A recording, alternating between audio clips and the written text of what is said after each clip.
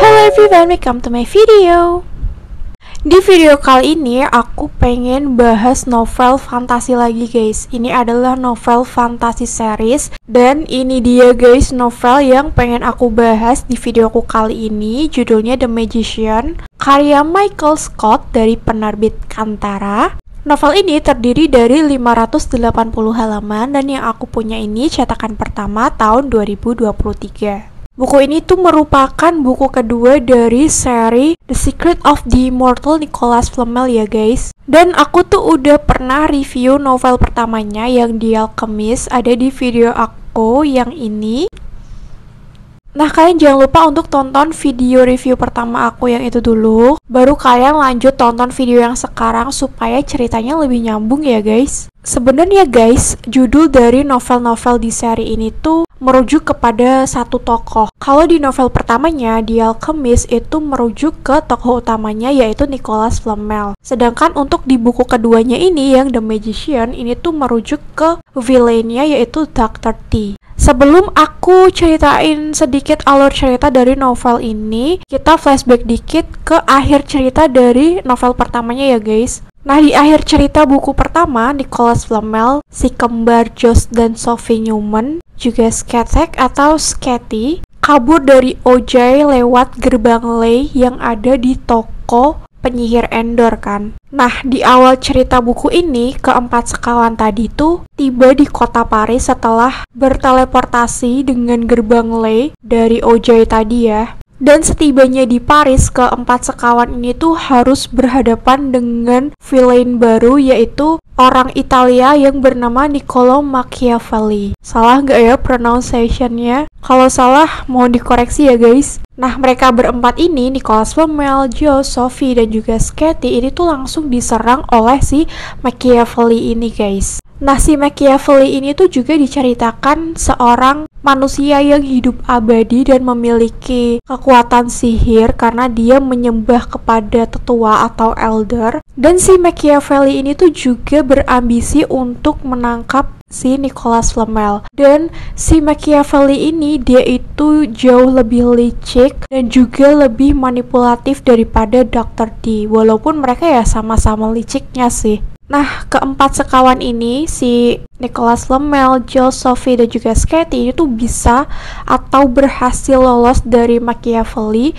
karena si Nicholas Flamel itu berhasil membujuk Sophie untuk menggunakan kekuatannya. Karena di buku pertama kan udah dijelaskan ya bahwa si Sophie Newman ini tuh kekuatannya udah dibangkitkan dan dia juga udah menguasai ilmu sihir yang ditransfer dari penyihir Endor kepadanya. Dan untuk bisa kabur dan lolos dari serangan Machiavelli, si Sophie Newman ini tuh menggunakan sihir udaranya guys. Setelah mereka berempat berhasil lolos, si Nicholas Flamel ini tuh mencoba untuk menghubungi penyihir Endor lagi untuk mencari tahu apakah di Paris ada manusia abadi yang bisa menolong mereka atau setidaknya memberi mereka tumpangan karena mereka udah cukup lelah ya guys. Nah, setelah itu bertemulah keempat sekawan ini dengan seorang pria lebih tepatnya bernama Saint Germain. Bener gak ya pengucapannya? Aduh, maaf banget kalau salah ya. Nah, Saint Germain ini merupakan murid lamanya Nicholas Flamel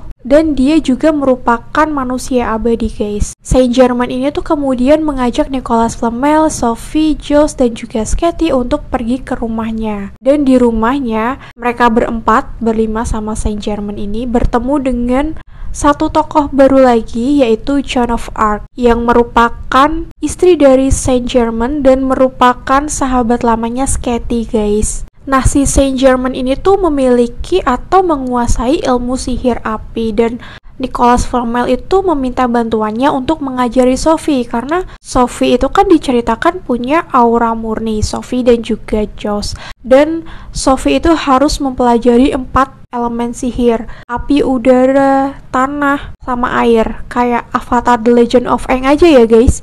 Namun guys, keempat sekawan ini, Nicholas, Josh, Sophie, dan juga Sketty itu kayak seakan gak diizinkan untuk hidup tenang karena suatu malam atau tengah malam menjelang pagi mereka itu diserang oleh makhluk atau monster bernama Nidok. makhluk ini tuh yang ngelepasin si Dr. D karena Dr. D telah merusak alam bayangannya Hecate. Dan Dr. D ini tuh bekerja sama Machiavelli guys. Ini seru banget sih, bagian ini tuh bener-bener ketegangannya kerasa banget. Nah di sisi lain guys, Perenelle, istri dari Nicholas Flamel itu juga mempunyai kisah yang gak kalah seru di dalam novel ini. Untuk di novel pertamanya kan si Perenelle itu kan dibawa ke Alcatraz, sebuah penjara di pulau terpencil yang dijaga oleh makhluk bernama Sphinx. Dan ada beberapa scene di dalam novel ini yang menceritakan tentang betapa struggle-nya Perenelle untuk bisa meloloskan diri dari Alcatraz, dan dia itu dibantu dengan hantu The Ayala. Walaupun scene tentang Perenelle di dalam novel itu nggak gitu banyak, tapi menurutku scene-nya Perenelle itu juga cukup kompleks. Banyak part-part seru dan juga menegangkan juga di bagian scene-nya Perenelle. Pokoknya seru banget guys. Dan mendekati akhir cerita tuh juga ada part yang lumayan sedih, dimana Sketty dibawa oleh makhluk bernama Dagon menuju sungai guys. Jadi kayak ditarik gitu loh menuju ke dalam sungai gitu. Dan untuk di akhir ceritanya guys, Josh itu dia ikut sama Dr. D dan Machiavelli untuk menemui tetua. Kekuatannya Josh itu dibangkitkan. Tapi setelah kekuatan Josh berhasil dibangkitkan, Josh kembali kepada saudara kembarnya dan juga Nicholas Flamel tentunya, bersama dengan Saint Germain dan Joan of Arc. Dan again and again Dr. D dan Machiavelli yang bekerja sama itu kembali meluncurkan aksi untuk menyerang orang-orang ini guys. Mereka itu benar-benar begitu berambisi untuk mendapatkan atau menculik si Nicholas Flamel. Tapi untuk di akhir cerita target mereka tuh udah bukan Nicholas Flamel lagi, melainkan si kembar Sophie dan Josh Newman. Karena mereka kan adalah si kembar yang diramalkan di buku Abraham Sang Magus atau buku Codex yang udah pernah aku bahas di novel pertamanya juga. Menurutku alur cerita di novel ini tuh sangat kompleks, bahkan ketegangannya tuh lebih naik level ya daripada di novel pertamanya. Kayak di tiap halaman tuh ada aja part-part yang bikin tegang. Pendeskripsian latar kota Paris di dalam novel ini tuh begitu hidup, begitu detail, dan latar waktu yang diceritakan di dalam novel ini tuh lumayan lambat ya guys. Dalam satu hari tuh kayak padat banget gitu loh kegiatannya, dan di buku yang setebel ini cuma diceritakan latar waktunya tuh hanya 2 atau 3 harian aja guys. Jadi dalam satu hari tuh banyak atau ada aja kejadian yang gak make sense yang terjadi.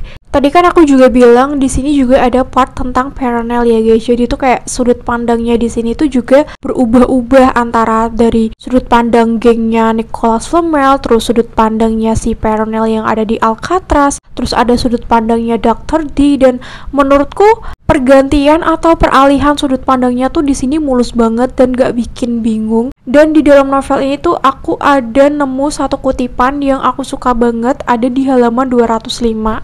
Kalimatnya tuh kayak gini: keberhasilan adalah pembalasan dendam terbaik. Nah sebelum aku tutup tentang reviewnya, aku tuh pengen kasih fakta-fakta menarik yang aku temukan selama aku membaca novel ini guys. Fakta pertama yang aku temukan di video aku sebelumnya, di review aku di buku pertamanya, aku kan sempat bilang ya kalau aku tuh mempunyai pertanyaan, kenapa Nicholas Flamel harus memakai Codex untuk membuat ramuan untuk hidup abadi, sedangkan dia sudah membuat ramuan itu berkali-kali selama ratusan tahun. Tapi begitu bukunya hilang, dia nggak bisa bikin ramuan itu lagi. Aku pernah bilang di video aku yang sebelumnya ya guys, ternyata pertanyaan aku itu dijawab guys. Ada di halaman 91, aku bakal bacain ya. Ada di paragraf terakhir guys. Sayangnya resep itu bukan jenis yang bisa disalin. Tiap bulan ramuannya unik dan setiap resep hanya bekerja sekali.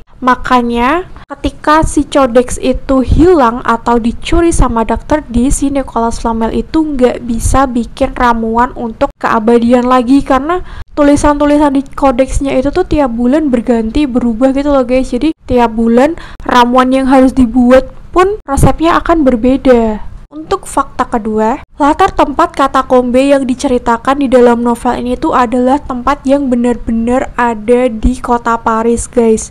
Jadi lagi-lagi si penulis ini tuh menambahkan fakta latar tempat yang nyata, orang-orang yang nyata yang pernah hidup di dunia, dicampur dengan bumbu mitologi dan dikemas dalam sebuah cerita fiksi yang epic. Aku tadi sempat menyebutkan tokoh Joan of Arc ya guys. Jadi Joan of Arc itu adalah orang nyata juga guys. Kalian bisa googling siapa itu Joan of Arc. Untuk fakta ketiga guys, Saint Germain yang ada di dalam novel ini, salah satu tokohnya, diceritakan sebagai manusia abadi, tapi dia bisa menjadi manusia abadi dengan caranya sendiri, dengan cara alchemy, tapi tidak dijelaskan secara detail di dalam novel ini. Kemudian untuk Joan of Arc, dia bisa menjadi manusia abadi karena dia mendapatkan transfusi darah dari Sketi atau Sketek yang merupakan vampir dan juga Elder Next Generation. Nah, selain fakta-fakta yang aku sebutkan tadi, ada beberapa pertanyaan juga yang kembali muncul di benakku setelah aku membaca novel ini guys. Yang pertama,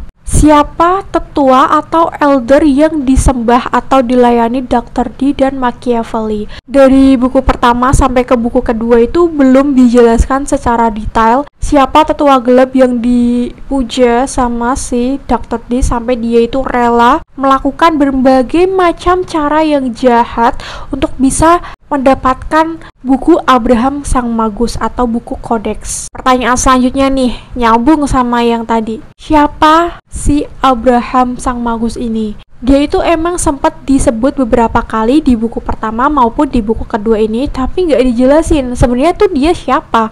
Kok bisa menciptakan buku yang sangat luar biasa si buku Codex ini?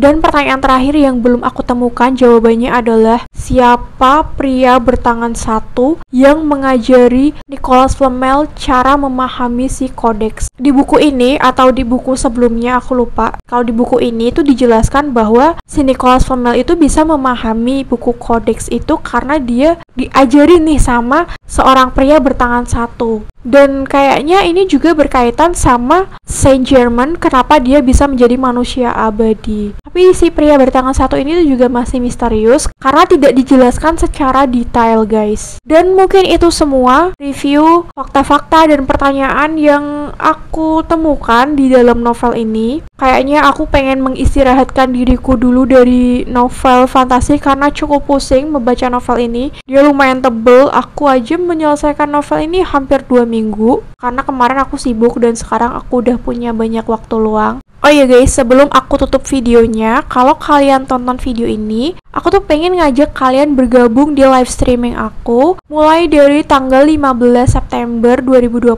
aku tuh mengadakan live streaming setiap jam 9 malam. Kurang lebih jadi bisa sebelum jam 9 atau jam 9 lebih. Dan aku akan live selama 1 jam. Aku pengen ngobrol-ngobrol bareng kalian, pengen jawab pertanyaan kalian, pengen diskusi bareng tentang buku. Jadi jangan lupa untuk join live aku.